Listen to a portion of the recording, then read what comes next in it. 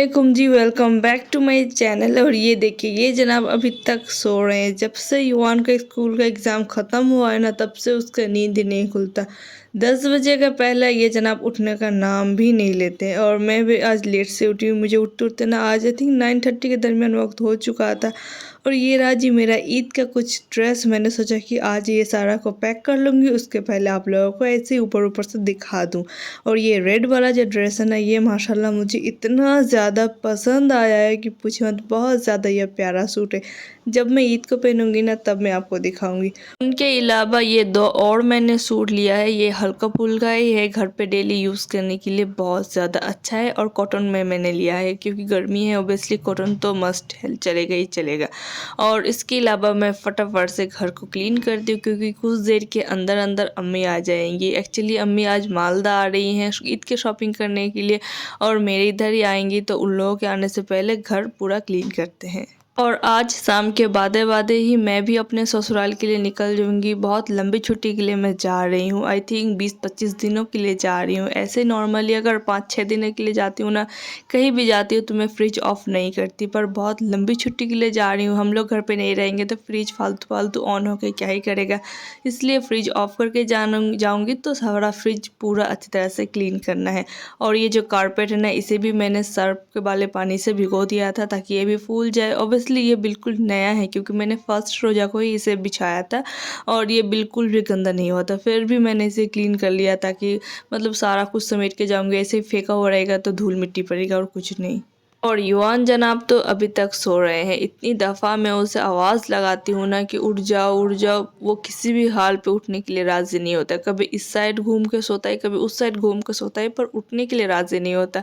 और इधर मैं युवान का सारे टॉयज़ वगैरह क्लीन कर रही हूँ। ये वाला काम ना मुझे सबसे ज़्यादा फालतू बोरिंग वाला काम लगता है। और ये सारा काम करते करते उतने में अम्मी और भाई भी आ चुके थे। आते ही अम्मी मेरे ईद के ड्रेस देखने लग गई थी क्योंकि ऑब्वियसली बेड पे रखा हुआ था सामने, तो क्यों नहीं देखेंगी। तो उन्हें भी मेरा रेड कलर का ड्रेस पाकिस्तानी सूट वो बहुत ज़्यादा पसंद आया था।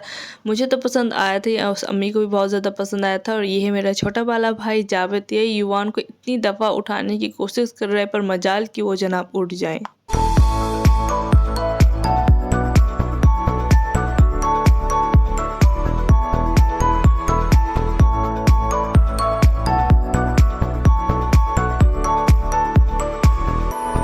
इधर मैंने जो कारपेट भिगोया था उसे भी अच्छी तरह से धो लिया है। अभी मैं जा रही हूँ छत पे, इसे अच्छी तरह से धूप में फैला दूंगी ताकि ये आज की आज ही ड्राई हो जाए। उसके बाद मैं इसे फोल्ड करूँगी और इसे डब्बे में डाल दूँगी, क्योंकि जाने से पहले ना हर एक चीज़ को मैं फोल्ड करने वाली हूँ और डब्बे में डालने वाली हूँ। इसलिए कुछ देर पहले जितने भी ब्लैंकेट था, मेरा रूम का, भाई का रूम का, वो 2 ब्लैंकेट भी मैंने छत में धूप में डाल दिया था ताकि 1-2 घंटे का धूप लग जाए। उसके बाद इसे भी फोल्ड करके रैप कर दूंगी।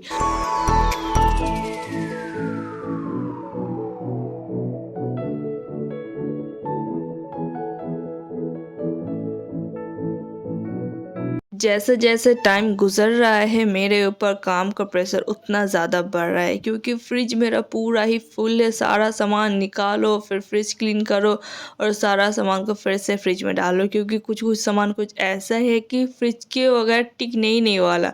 और मतलब इसलिए फिर से दोबारा से सारे को अंदर डालना है। ऑब्वियसली फ्रिज मेरा क्लीन है क्योंकि मैंने रोज़े के कुछ दिनों पहले ही फ्रिज को क्लीन करा है, डीप क्लीन करा है। पर फिर भी मन में एक दफ़ा भ्रम रहता है कि जाने से पहले फ्रिज क्लीन कर दूँ, क्योंकि बाई चांस कोई भी फूड के पार्टिकल्स या फिर कोई भी खाने का सामान छूट गया ना, फ्रिज मेरा ख़त्म हो जाने वाला है। इसलिए मैं बहुत अच्छी तरह से फ्रिज को नीट एंड क्लीन करूँगी, और जो जो सामान पैक करने का है ना, वो सारा पैक कर लूँगी, और जो सामान दोबारा से फ्रिज में डालने का है वो सारा डाल दूँगी। और जब निकलूँगी, मतलब घर से जब निकलूँगी फाइनली, उस टाइम पे पैक करके और मतलब कि फ्रिज को ऑफ करके निकल जाऊँगी। ये देखिए जी, जब फ्रिज क्लीन करो और फ्रिज का सारा सामान ला के किचन पे रख दो तो किचन का हाल कुछ इस तरह से हो जाता है। देख के लगता है कितना ज़्यादा गंदा है मेरा किचन।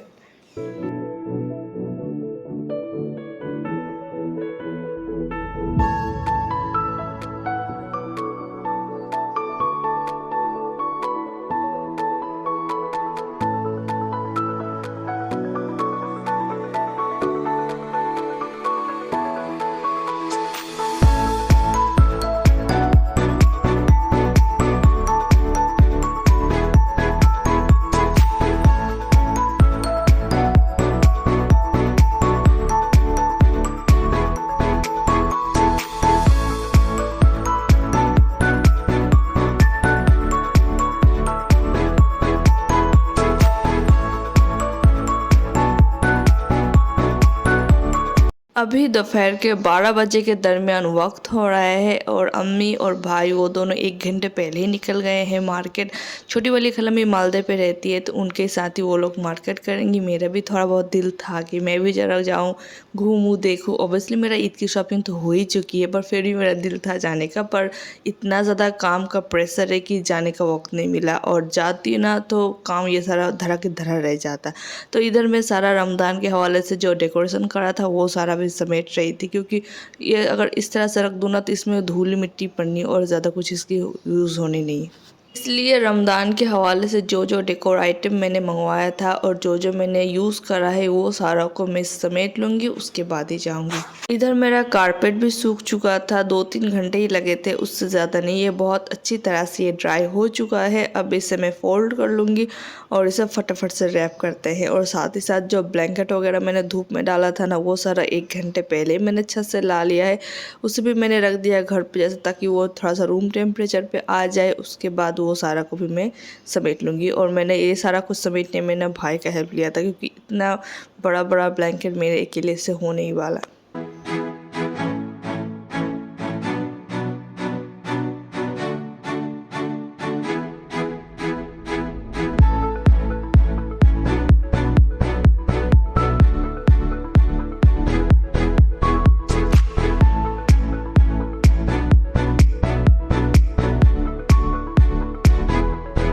चलिए जी, अब पैकिंग शैकिंग स्टार्ट करते हैं, क्योंकि कुछ देर के अंदर अंदर इफ़्तार भी मुझे बनाना है, क्योंकि इफ़्तार का भी वक्त हो ही रहा है। तो यहाँ पे मैं जल्दी जल्दी सारा पैक कर रही थी। और ये वाला साड़ी मैंने अपनी सासू माँ के लिए लिया था, मुझे बहुत ज़्यादा ये पसंद आया था, तो इसे भी ट्रॉली पे डाल दूँगी। और साथ ही साथ ईद के जो मैंने कपड़े लिए हैं हवाले से मेरे, युवान के हस्बैंड के, वो सारा भी डाल लूँगी। और उतने में अम्मी भी आ गई थी शॉपिंग करके, तो वो ये कुछ साड़ियाँ लेकर आई थी सूती के, मतलब कॉटन के साड़ियाँ, तो वो सारा मुझे दिखा रही थी। माशाल्लाह हर एक साड़ी बहुत ज़्यादा ब्यूटीफुल था। और ये वाइट कलर का साड़ी कॉटन पे ही था, ये मेरी दादी के लिए। और एक और साड़ी अम्मी ने ख़रीदा था, ये पिंक वाला, ये भी बहुत लाइट वेट था और बहुत ज़्यादा ब्यूटीफुल था देखने पे। आप लोग बताएं, आप लोगों की ईद की शॉपिंग कितनी कंप्लीट हो चुकी है और कितना कंप्लीट होना बाकी है। फ़िलहाल इस दफ़ा रमज़ान इतना अच्छे से गुजर रहा है और इतना फास्ट गुजर रहा है कि बिल्कुल पता नहीं चल रहा है। आज आई थिंक 21 नंबर रोज़ा स्टार्ट है और मतलब पता नहीं चल रहा, और बस 8-9 दिनों बाद ईद भी आ जाएगा।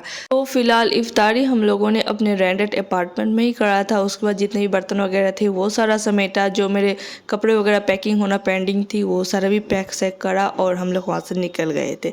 निकलते निकलते थोड़ा लेट हो ही चुका था, 8-9 बजे के दरमियान वक्त हो रहा था। तो जी मिलते हैं आपसे नेक्स्ट ब्लॉग में, तब तक के लिए अल्लाह हाफिज़।